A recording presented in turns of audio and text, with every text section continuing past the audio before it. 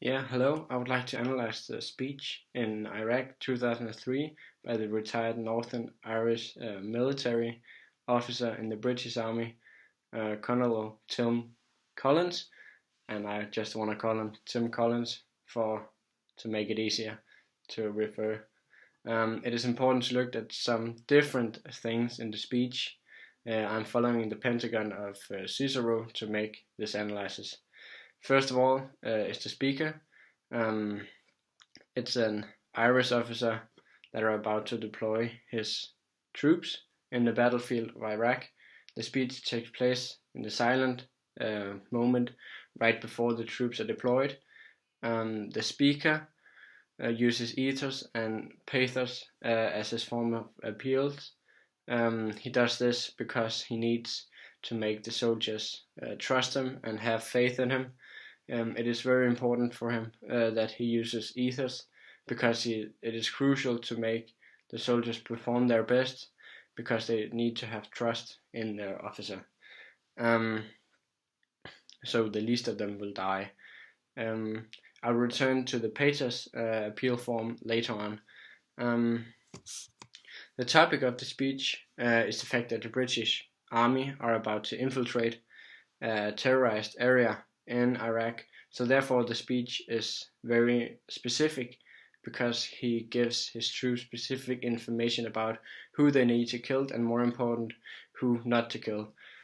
He starts the speech by making clear what the job at this attack is, and it is to liberate and not to conquer. He immediately after states that those who do not wish to risk their life will not go on this journey. It is important for him to make sure that everyone who participates in this liberation, as he calls it, goes in with all their heart and all their soul to make the best of it.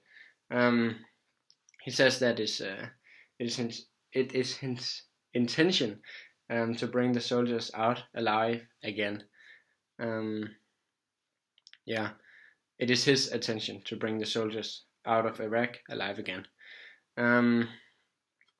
The receivers are his own troops, so therefore they have an understanding of what it means to infiltrate an area and to conquer it by terrorists. This means that he can talk to them in the language they are familiar with, and furthermore he can use military terms that they understand, such as the difference between conquer and liberation. Their lives are being dictated by Tim Collins. Their lives are in his hand. This means that they have a big interest in what he says and what he tells them to do, and be very specific with the circumstances of the speech is pretty important, as the speech is given not long before the troops meet the first casualties of this liberation in Iraq. The medium of the speech is an oral speech right before they infiltrate, so the soldiers are probably affected by nervousness. The speech takes place at their camp in Iraq or outside Iraq, so the soldiers know that the liberation is near, and they do not have this feeling of home, so they know they're in another country trying to liberate. When it comes to the language, he uses in the speech a lot of comparisons and metaphors, as in the following quotation: Iraq is steeped in history. It is the site of Garden of Eden and the Great Flood and the birth of Abraham. Here it is important to make the soldiers gain respect for the country of Iraq and know that it's where a lot of religion started and where it always live on.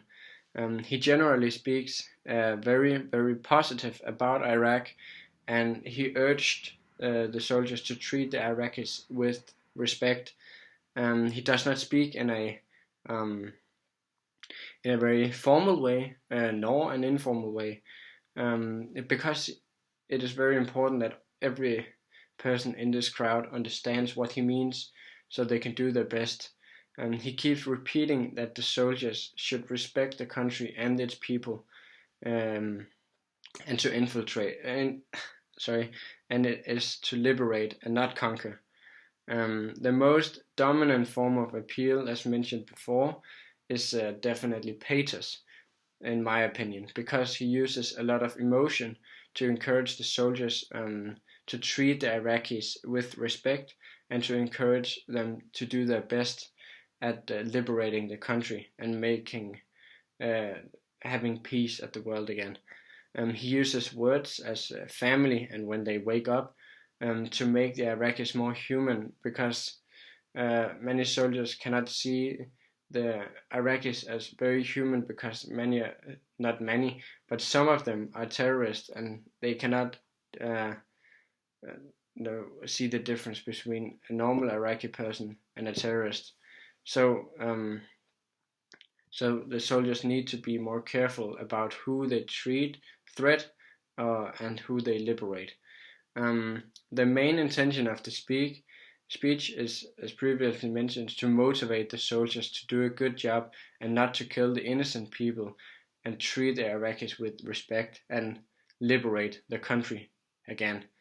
To refer to some of the other texts we've had in the World War One theme, it's we can refer to the poem "The Soldier" by Rupert Brooke, because he also talks about the soldiers as the future and the people who are responsible to making the future and bringing peace to the world. So this is very familiar to this speech, because the main theme is to liberate and to gain peace in a country or just in the whole world. Yes, thank you for listening, and I hope you have a good holiday.